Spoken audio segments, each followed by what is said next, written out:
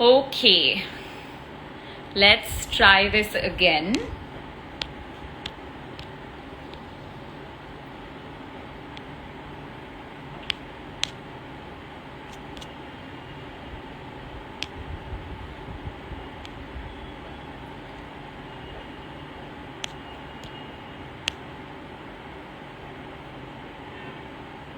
You guys have to just give me a second till this connects.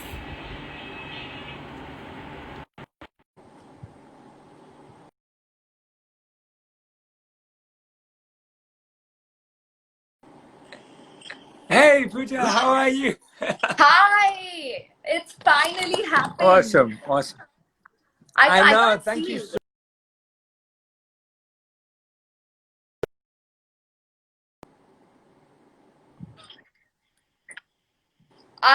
I mean, can everyone see you? I can't see you right now. It still says waiting. But Oh, I can really? hear you. Can you hear Yeah, me? but I can, That's yeah, so I can hear you. strange. That's so weird. That's Yeah, so that weird. is. Um, it says, hello?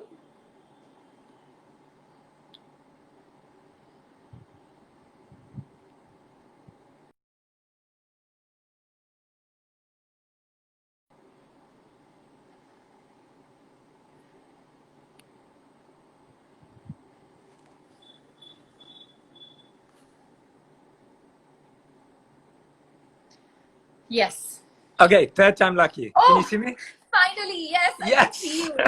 Amazing. That's great. Thank you so much for your patience. I'm so Oh, grateful to you. Thank you so much. You're amazing. You're so wonderful. Thank you for keep thank you. trying to be so persistent. No, but that's, I mean, I've been wanting to do this because I requested a couple of days because I actually wanted to read the book. And I have to say, great cover photo, by the way. But I'm great that I could do this, and thank you so much because I just feel that you've been really inspiring, and it's amazing that you've been able to really uh, share your learning with us. And having had been to an ashram yourself, to come and share with us today, writing this book today, which is absolutely wonderful. I have to say, I've thoroughly enjoyed the book. I think it's so precise, and it's so in terms of, I love reading books, and I love reading a lot of self-help books, and I always, end up reading a couple of books, and I'm like, okay, but how do I actually change my life? How do I action it out? And I love that you've given so many little activities for us to do, to self introspect. So I decided that this live is going to be great because I have a couple of questions for you. Perfect, perfect. Thank you And so much, Pooja, and thank you for taking the time to read it. It means so much to me, honestly. it's amazing. Okay, so I'm gonna go straight to the questions if that's Yeah. okay with you. Okay, so first I would like you to just share about, like, what made you want to become a monk?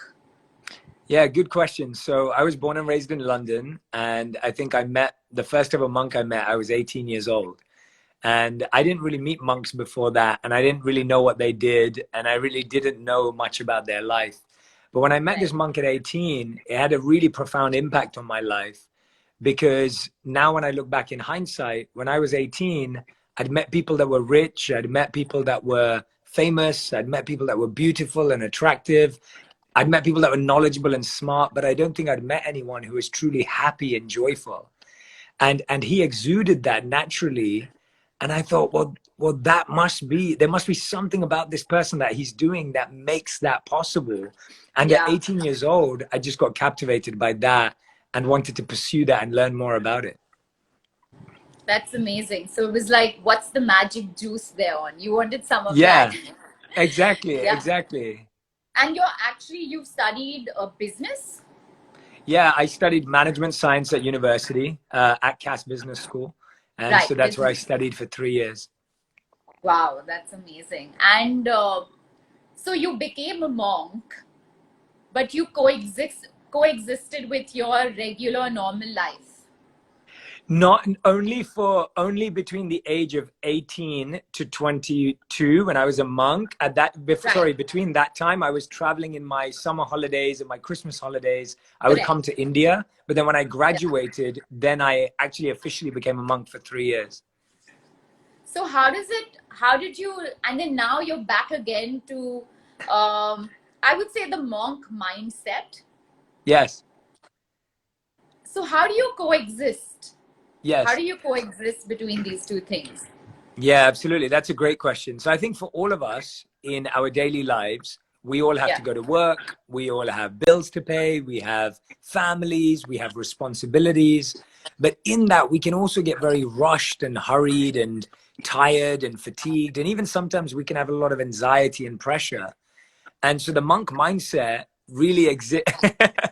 The monk mindset really exists to help us find calmness in difficult times, to help us find stillness in troubled times. So how it coexists is by continuing to do what we do, but changing our mind and changing our thoughts and changing how we process thoughts. So we can coexist in two places because we're allowing our mind to be wired by all of the wisdom, and then we continue to do the same work that we do. We wear the same clothes. You don't have to shave your hair or wear robes, or you don't have to Yeah. trade your life. You can do all those things, but we're going to do it with a different mindset and a different attitude. Right. So, you talk a lot about, and like you spoke about right now, about anxiety. And I myself have this thing of overthinking things and being anxious about things. So, what would you suggest is like the best way to deal with it? Absolutely. Overthinking and procrastination are probably two of the biggest things right now. So I think that's a really, Yeah. really important question. I'd say the reason why we overthink is because we don't have enough real insight and research on the topic. So I'll give you an example. If I woke up today and there was a rash on my arm and I decide to overthink and I decide to diagnose myself using Google, I may end up believing that I have the worst disease on the planet. True. But if I go to a doctor or I go to a physician, then they'll be able to tell me, oh, this is some skin thing, whatever it is. I'm not a doctor, so I have no idea. But they may be able to diagnose it differently. So similarly, with our mind, if we sit there and we just try to overthink, we can start thinking so many negative thoughts. But if we Yeah. approach a coach, if we approach a therapist, if we approach a teacher, if we approach a guide, if we approach books, if we approach podcasts, all of this content can actually give us insight about what we're struggling on. So it's easier Yeah. to go to research and learn about the subject than it is to try and make up your own mind about it. That's true. And I think that And really helps because, sorry. no, I was just saying that. And the challenge we have is that schools never taught us about how to manage our mind. So Yeah. it's crazy that we learned about everything. We learned about maths and geography and history and all of Yeah. this stuff, calculus, but we were never trained in the one thing that all of us have, is how to manage our mind and emotions. And so no one True. can be blamed for it. We shouldn't judge ourselves. We shouldn't be upset that we overthink and procrastinate. But now we have to go to that school that helps us learn about it. True. True. I always believe that schools should add another subject in their curriculum, which is meditation. Mm. Because I just feel that if you inculcate the culture of meditation in your life, as important as brushing your teeth, like, you take a shower every day, you brush your teeth, but you're not really cleansing your mind, Yeah, exactly. And I think that meditation helps you do that. And, you talk a lot about breath work in your book, which I personally feel can really be transformational. And the little small things that you talk about, like, I mean, I would let you, why don't you talk about it? Like how No, breath you work is talking doing. about it is much better. You talking about it is much better. You're gonna No, we inspire have you. you're going to No, I inspire just, so many people. no, I think it's great because, like you said, when we are anxious, our breath reacts in a different way. When we're sad, when we're angry, we tend to hold our breath or we tend to hyperventilate. And I think that it could also have the other effect, right? In terms of that, if you learn how to control your breath, does it work that way? If you learn how to control your breath, you can actually change your mindset. Yeah, absolutely. So Yeah. the good thing about our breath is that it makes the emotion tangible. Like it makes it feel real because everything's going on up here, but Yeah. actually our breath also changes. So if you think about it, we always say things like, I'm trying to catch my breath, or wait a minute, I need to take a breath. Or Yeah. even in positive emotions, we say things like, he or she took my breath away. That's Or true. is it, or isn't he or she breathtaking, right? Like we also talk Yeah. about it in a positive sense. And so our breath is linked to every emotion. Every Right. feeling is linked to breath. And so if we learn to monitor our breath, so I'll give you an example. When I feel nervous, and I get nervous too, and when I feel anxious, and Yeah. when I feel like I'm rushing, and that's probably the most common one, when you feel like you're just rushing to the next meeting, rushing to the next event, getting ready for the next dinner, getting ready for the next meeting, whatever, Zoom meeting, whatever it may be right now.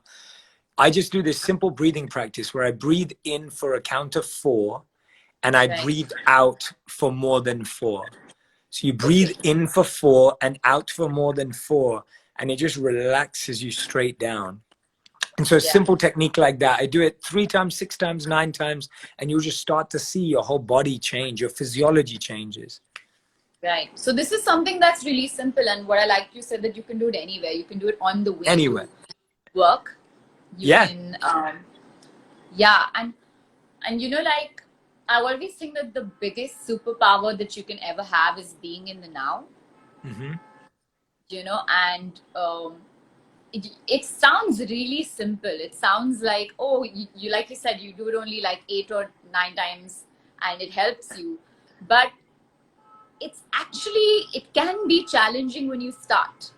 Yes. Like, when I started doing yoga, and in the start they tell you to meditate. I find my mind wandering so much. Yeah. And it's just like 2 minutes, so Yeah. so do you suggest like start how important is it though? So meditation has so many benefits, from synergy in the mind to rewiring your brain to boosting your mood to feeling more clarity. And the best way I can explain it is, let's say you feel you don't have time. Let's say you say, I don't have 10 to 20 minutes to meditate. What ends up happening is you run around, you get really, really stressed, and then you finally turn up to that meeting and everyone now feels your energy that you're stressed. And that energy is contagious. Now, let's Yeah. say you took that 10 or 20 minutes to Yeah. meditate, and Yeah. now you come to the meeting. Now you're so calm and you have so much clarity that you can actually help everyone in that room solve whatever they're trying to solve much quicker. And so Right. meditation gives you clarity that actually saves you time, money, energy, conflict, all the issues. And so that 10 or 20 minutes makes a difference. But now what you're saying with the mind calming down, it Right. takes time to learn for the mind to calm down. So you can't calm the mind down in 2 or 3 minutes in a meditation. It requires a bit more time. And the reason Yeah. why that's important is because you'll get quicker and quicker and quicker. It's like if you're running or doing a gym Yeah. workout, you get Yeah. better and better and better at that workout every time you do it. So if you're running 100 meters every day, you get Yeah. quicker and quicker and quicker every day. And so same with meditation, that you can slow your mind down faster every day when you keep it consistent. And so just taking out 10 to 20 minutes a day to just Right. sit with the mind, let it be loud, and then watch it just become quieter and quieter, quieter. Don't try and make it quieter. Just let it Yeah. naturally calm down. Right. And I think concentrating on your breath kind of brings you back in case you end Yes. up, wandering. So that's great. Also, I was thinking about like today we live in a world where, there is so much negativity, when we go on social media, and especially with the times we are in now with the pandemic and what's happening in India. It's like, you go on social media and then there's just so much, right? There's trolls and all of that. And how do you deal with that? Yeah, I think first of all, I think it's really, really important with with specifically in terms of dealing with the negativity on social media, right? Yeah. Yeah, I think first of all, we have to remember that there's also so much positivity. So I'll give you.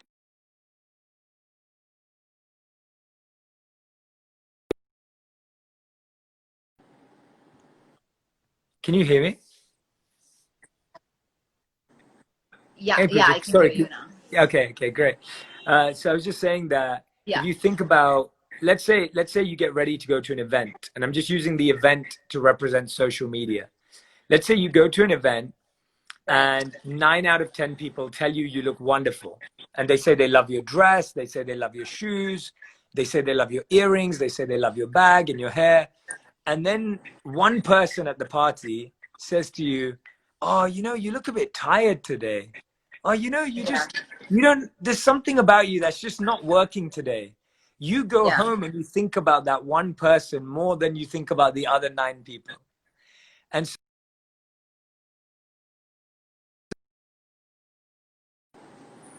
really change that, even on social media. The only way to change that, even on social Right. media, when we see the good things, we just ignore them. And so Yeah. we remember, if you see a good comment, you just go, "Oh yeah, yeah, of course, of course. Oh yeah, yeah, of course, of course. Oh yeah, yeah, of course." And then you see a negative comment and you think, "Oh no, this is my life."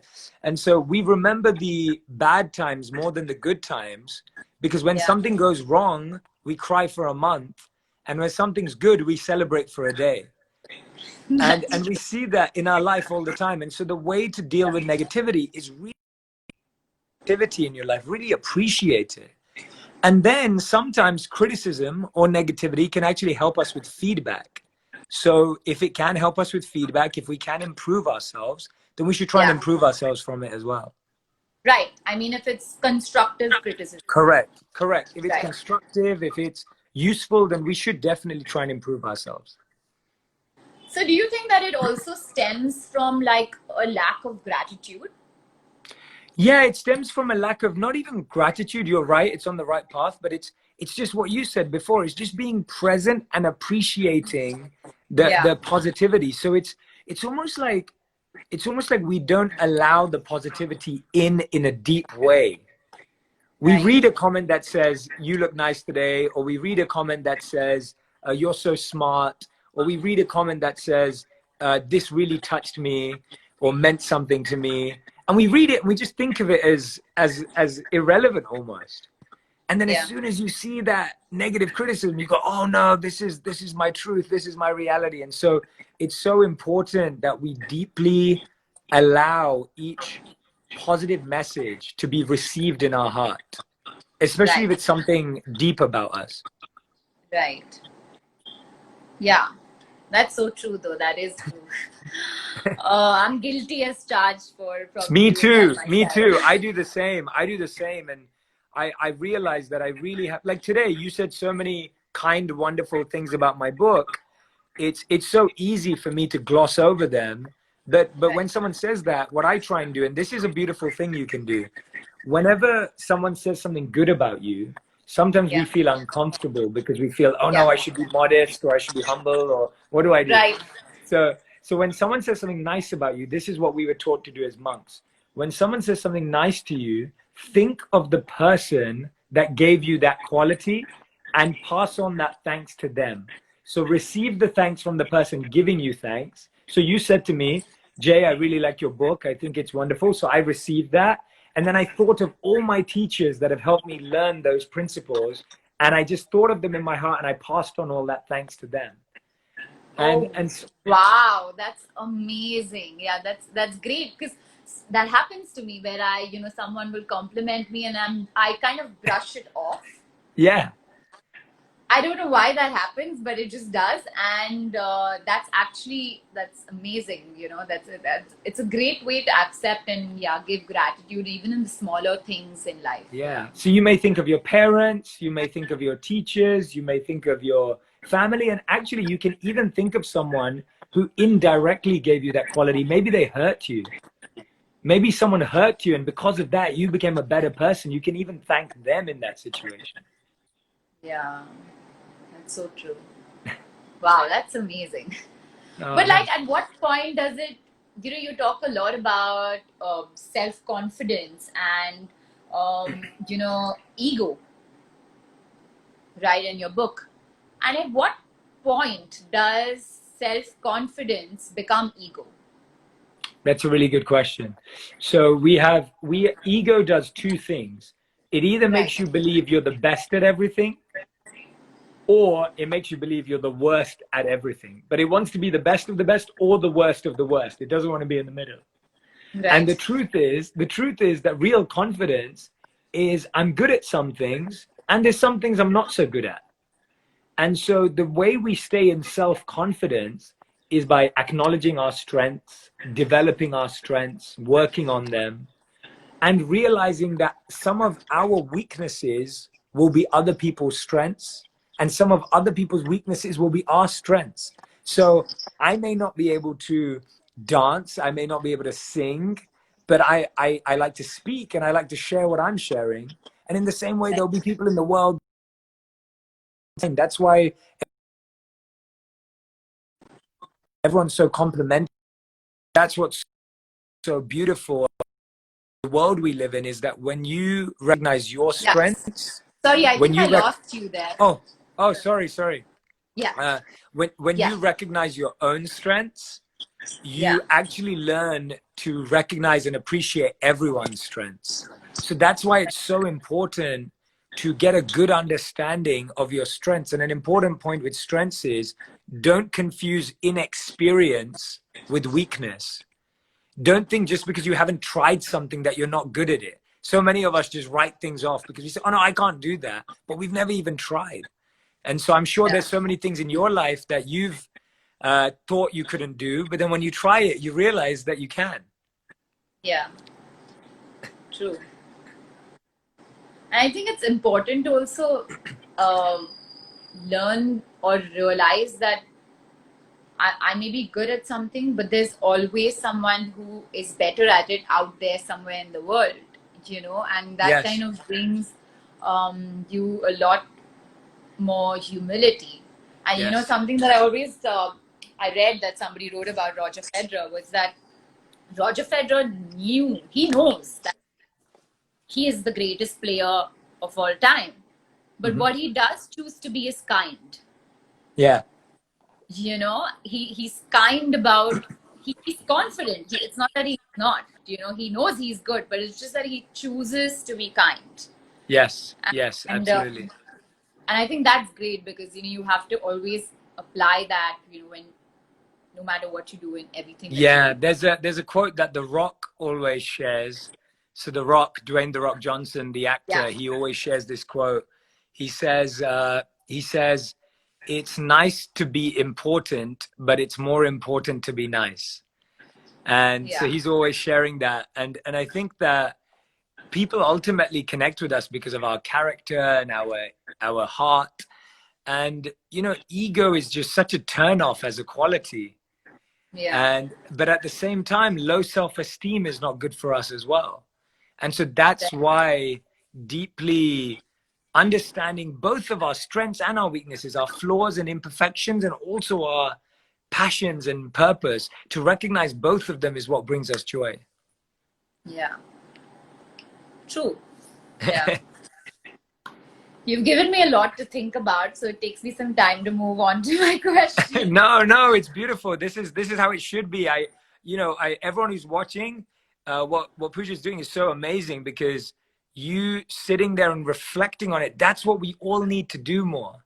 Like the way you're responding to every question is exactly what we all need to do more. We need to just take a moment and we just need to Yeah. reflect and accept it, rather than like, okay, what's the next, all right, let's do the next question. And so actually what you're doing, Yeah. you're training us, you're teaching everyone who's watching this in how to actually process wisdom.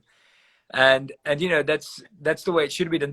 I'll give an example. The other day, I posted the book in India, Right. to show how well it was doing and how much support I was getting from India. And someone commented saying, I can't believe the book is $329. And it's not, it's rupees or something like that. And so someone commented, they thought it was dollars because they were obviously not from India. Right. And they didn't see the rupees sign. And then someone commented and said, no, no, no, that's rupees to them. Someone else commented. I didn't comment. Yeah. And then they said, oh, this should remind me that I need to slow down.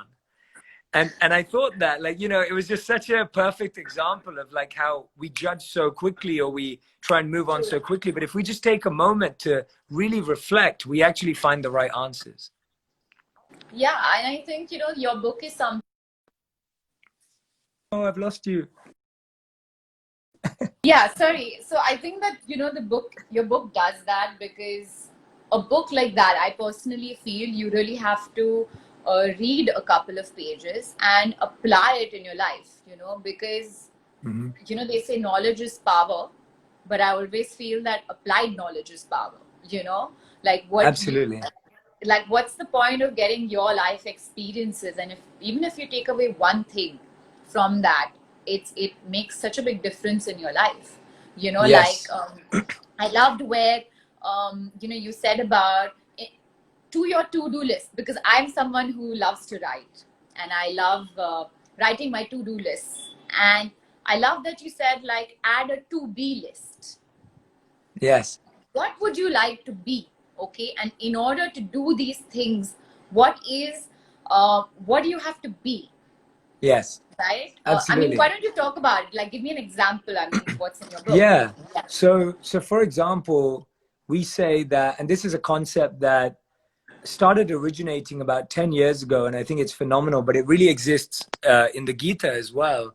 And so we're always trying to do more stuff, get more stuff done, try and meet deadlines. Yeah. But then we say, oh no, but why am I stressed? Why am I pressured? And it's Yeah. because we have to be calm as we do what we want to do. But if Yeah. all we're trying to do is get stuff done, then we will be rushed, or we will be hurried, or we will be stressed. So the first thing we have to ask ourselves is, what state of mind do I want to be in when I'm doing this?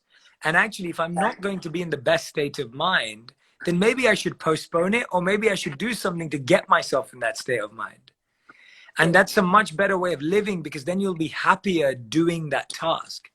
But if you're always just trying to get more done, the best way of thinking about it is this. How many times do you check off everything off your to-do list, but you feel like you're not satisfied? Have you ever felt that way? Many times. Yeah, same. You do everything, but you don't feel satisfied. So what I say to people Or is, the other way around, where I've overplanned and I've not done yeah, that too, much. that too, Yeah. that too. Yeah. And that's why the solution to both of them is asking yourself, what's the one thing I can do today that will make today feel like a success? It's not how many things I can get done. It's asking myself, what's the one thing I can do today that will make me Yeah. feel enthusiastic that today was a good day, and then I'll be Yeah. inspired for tomorrow as well. Yeah. Yeah. True. Yeah. But, you know, also, especially because, like, I'm a workaholic, you know, and I can I relate. love being a workaholic. But, you know, I think when I plan my to-do list, it's also like, I'm always like, okay, what did I get done? What did I get done? What did I... but if I just add in my to-be list, if I added kindness for the day, or did I operate on the paradigm of love or stress? Yes. You know? And I can, it's like a constant check that I'm keeping on myself. Yes. That did I do this? Today was I stressed all the time, or did I do it with kindness? Did I do it with love? And I just think that small thing, which is going to take you 3 seconds, can really change your day and give you a sense of fulfillment. I love that. Yeah, that's exactly it. It's a moment by moment check. And it may sound tiring in the beginning, but actually it's really freeing in the end. It's really refreshing, because the more you keep reminding yourself, the happier you are. Whereas when you allow your mind to just go where it wants, that's what drains us. Yeah. It's almost like you know, you also talk. Yeah, go on. Yeah, no, go on. No. It's almost no, like no, go on. No, you were saying something. It's almost like, no, I was just thinking about something else. You know, you talk about, and I think it's a very small form of meditation too. Meditation doesn't really always have to be about breathing. You know, it can be even something as small as this. And what I love about which in the book is that meditation, you talk about meditation in a very religion neutral way. a lot of people think that, oh, it's about one religion. But it's not that, is it? No, no, meditation is an amazing practice and tool that is unified across all religions and spiritual paths. And the three types of meditation that I share are breathwork, visualization, and mantra. So mantra in India, everyone will be very aware of mantra meditation. But breathwork and visualization are really powerful. And sometimes we don't realize just how powerful they can be. So visualization is one of my favorite meditations. You can visualize how something is going to go in your mind before you do it so that you feel less nervous and anxious. So if you're going to an event or an award show, if you're going to a meeting or a presentation you have to give at work, you can just visualize in your head, what will I do? Okay, I'll open the Zoom call. I'll remember the notes. I'm going to do this. I'm going to do that. You go through the process. So you don't visualize the result. You go through the process in your mind and think, what am I going to do? And when you do that, you then feel more prepared because it's almost like a dress rehearsal in your mind. It's almost like a practice run in your mind. Right. And so you can visualize that. You can also visualize, let's say something happened to you in the past and you don't think you behaved in the right way. Now, I know many people who feel that they may not have said the right thing to someone that they don't speak to anymore. And it may be scary to reach out to them and say it to them. And so first we can visualize saying it to them in our mind. And when we do that, it becomes easier. And then if we want to say it in person, we can also say it in person. So sometimes if I have to have a tough conversation with someone, I'll first visualize it and walk through it in my mind to think about what will I say? What do I think they will feel? How will I feel when I say it? And then when I do it in real life, so you're almost practicing in visualization with yourself. Yeah. Does that make sense? Yeah, it does, it does. Yeah. Right. Which is so true. And you know, that I think makes you just go through the process even more smoother. Like if you're doing it for a meeting or like you said, you know, talking to someone. You also talk a lot about letting go and forgiveness in your book. And how important is that, like forgiveness? I think forgiveness is really important. And I think the most important part of that is learning to forgive our own selves. Because I think that that's the hardest one that stops us from forgiving everyone. And we don't forgive ourselves for our mistakes when we were young. We don't forgive ourselves for the relationships we got into. We don't forgive ourselves for our mistakes in the workplace. And that just, every time you don't forgive yourself, it's like creating a barrier towards your potential. Because now you're stopping yourself. So you think that you're holding on to the past, but actually you're just building more blocks in your future. And so my recommendation to people is start with forgiveness of yourself. Realize that we all make mistakes, including me. All of us make mistakes. None of us are perfect, and that's absolutely fine.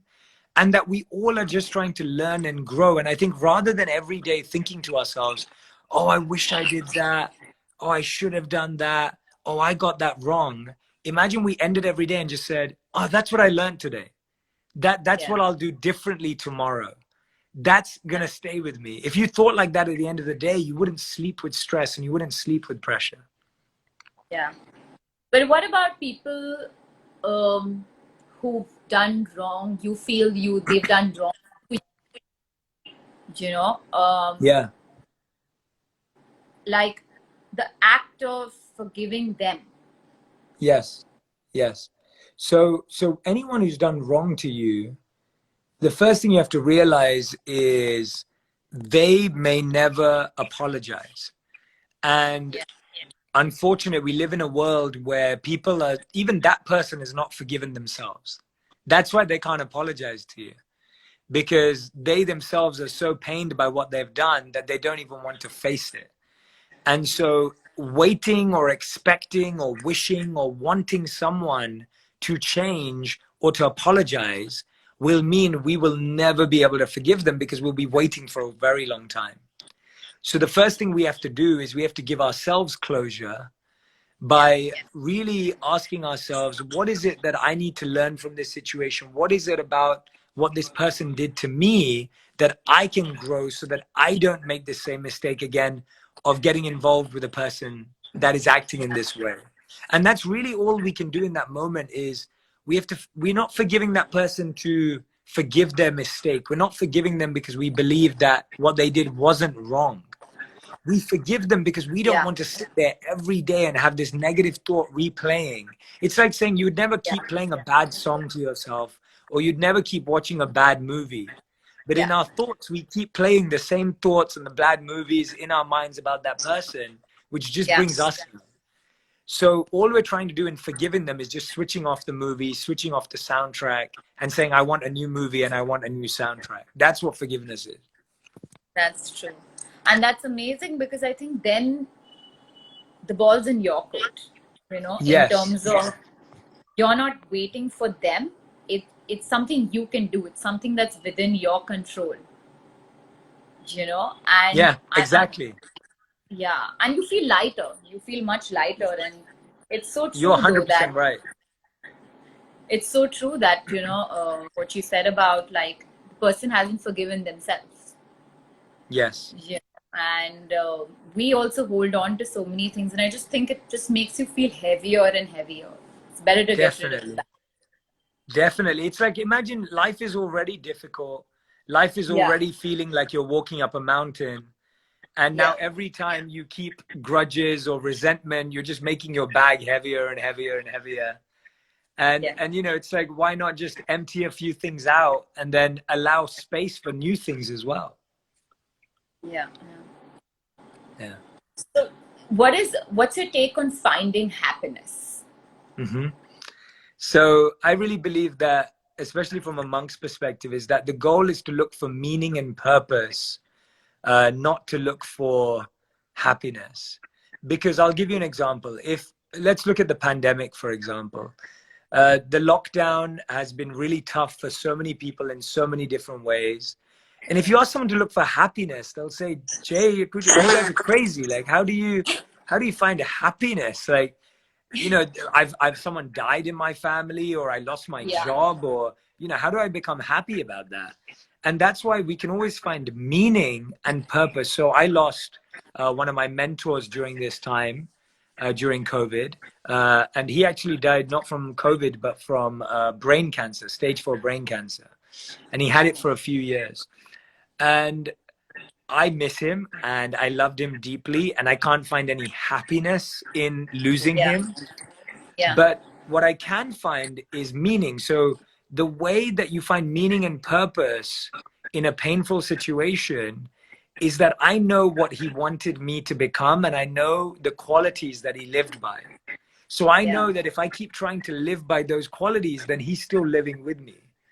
And that if I can be of service, and if I can be aspiring to all the wonderful qualities he had, then I am really doing him justice and doing his life justice. And so looking for meaning and purpose in life will be serving us in the good times and the bad times. But if we True. just look for happiness, then it kind of serves us in the good times, but in the bad times, it's just really hard to find. That's amazing. And finally, I'd like to ask you that is there one thing that you would wish that someone reading your book takes away? What is like the Yes. one thing? Okay. Before that, I was going to say, Pooja, what I'm most excited about is meeting you when I finally get to come to India. So Yes, that's what you must. that's what I'm really looking forward to. I'm really looking forward to getting together with you. I was so excited to meet you this year, hoping that I was going to be there. So I'm hoping we get to do that when I come next time and when it's safe. And yeah, really looking forward to connect with you in person. But For sure. I've always seen your videos, and it's something that's been really inspiring. And I remember when I first saw the video, I was like, who's this Shetty boy?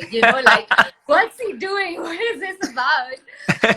And it's amazing that I've got to finally do this live with you. And hopefully, once you're here, it'll be great to meet you. And thank you for waking up at 6 a.m. Guys, I have to tell you, whoever's listening out there, it's 6 a.m. where he is right now. that's why I look like this. The lighting's so bad where I am right now. Look, you can see the light. It's got lighter, lighter, lighter.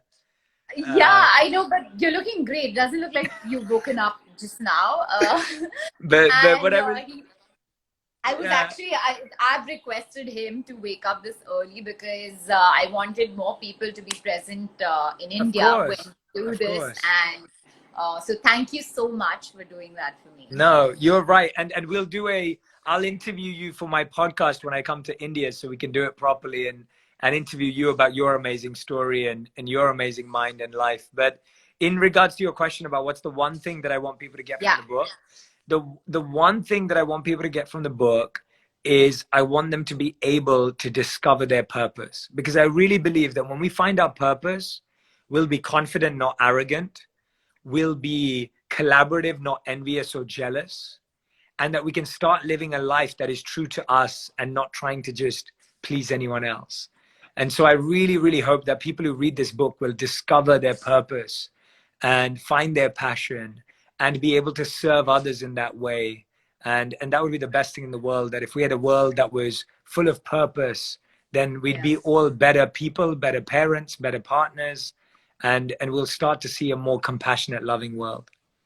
Yeah, that's so true because if you know why you're doing what you're doing, if you have like purpose, um, you can enjoy someone else's success a little more because you Yeah, feel like it's great what they're doing, but I know I can absolutely. contribute in this particular way, and that kind of makes you a little more centered, I would say.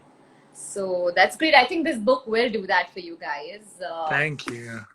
Yeah, it's not an ad because I have to say that I've actually read the book and yeah, don't confuse that. But it's a great book and thank you so much. It's been amazing speaking to you, and No, I you're hope so that wonderful. You're so wonderful. Honestly, I'm so grateful that we got to spend this time together. And honestly, I'm so grateful for us connecting. And I really look yes, forward to deepening our friendship as well and getting to know each other better. yes, let's do that soon once this entire pandemic thing has kind of calmed down. Yes, Um, definitely. but have a great day Yes, and thank you. so much to everyone who's joined in too. I hope everyone's enjoyed it. And I'm just going to take one or two questions quickly Yeah, because a sure. lot of people have sent me questions.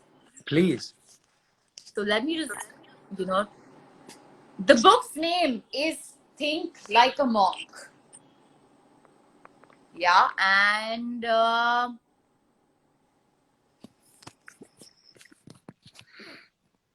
can they buy the book in Nepal? Yeah, I believe so. If they go to thinklikeamonkbook.com, then you'll find your local place or whatever platform you have for books in Nepal, then you'll find it on there. I'm pretty sure. I'm pretty sure. So you can go to thinklikeamonkbook.com. And the book's also going to be in 40 languages, including several Indian languages. So if you'd prefer to read it in an Indian language, in your native language, then please Yeah. look for that on Amazon as well, or the biggest channels, Flipkart and others in India, and then you'll Yeah. find it in your local language as well. So if you don't want to read it in English, then please go ahead and find it in your language. Yeah, I think Amazon has it, so online it's Yeah. available. So I mean, if you've accessed this live, you can just go on Amazon and download the book. Yeah. All right, thank you so much. It was great Amazing. meeting you. Thank you so Bye. much. Thank you, Pooja. See you soon. And save Thank this. you. Save this because I want to post it as well. Yeah. I'm gonna do that. I'm gonna do that. Awesome. Bye. Thank you so much. Bye. Thanks. Bye. Bye. I want a new movie and I want a new soundtrack. That's what forgiveness is. That's true, and that's amazing because I think then the ball's in your court. In Yes. terms of you're not waiting for them. It's something you can do. It's something that's within your control. And Yeah, exactly. yeah, and you feel lighter. You feel much lighter, and it's so You're true though that 100% right. what you said about like the person hasn't forgiven themselves. Yes. Yeah, and we also hold on to so many things, and I just think it just makes you feel heavier and heavier. It's better to get rid of Definitely. that. Definitely. It's like, imagine life is already difficult. Life is Yeah, already feeling like you're walking up a mountain. And now yeah, every time you keep grudges or resentment, you're just making your bag heavier and heavier and heavier. And Yeah. and you know, it's like, why not just empty a few things out and then allow space for new things as well? Yeah. Yeah. So, what's your take on finding happiness? Hmm. So I really believe that, especially from a monk's perspective, is that the goal is to look for meaning and purpose, not to look for happiness. Because I'll give you an example. If let's look at the pandemic, for example.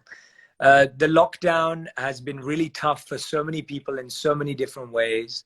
And if you ask someone to look for happiness, they'll say, Jay, Pooja, you guys are crazy. Like, how do you find happiness? Like, you know, I've someone died in my family, or I lost my Yeah. job, or, you know, how do I become happy about that? And that's why we can always find meaning and purpose. So I lost one of my mentors during this time, during COVID. And he actually died not from COVID, but from brain cancer, stage 4 brain cancer. And he had it for a few years. And I miss him and I loved him deeply. And I can't find any happiness in losing Yeah. him. Yeah. But what I can find is meaning. So the way that you find meaning and purpose in a painful situation is that I know what he wanted me to become, and I know the qualities that he lived by. So I Yeah. know that if I keep trying to live by those qualities, then he's still living with me.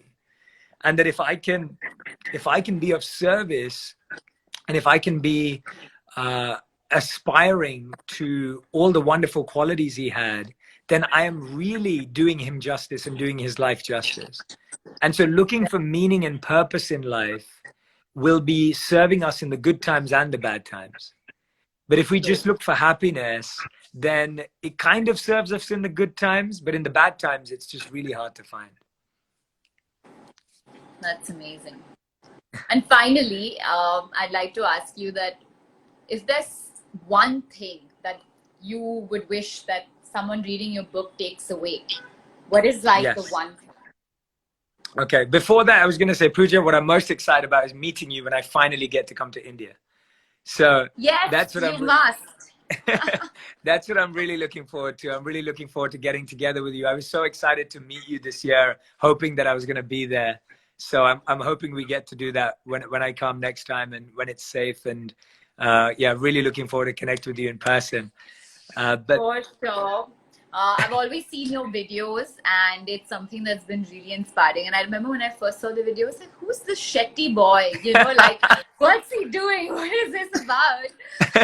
And it's amazing that I've got to finally do this live with you. And hopefully, once you're here, it'll be great to meet you. And thank you for waking up at 6 a.m. Guys, I have to tell you, whoever's listening.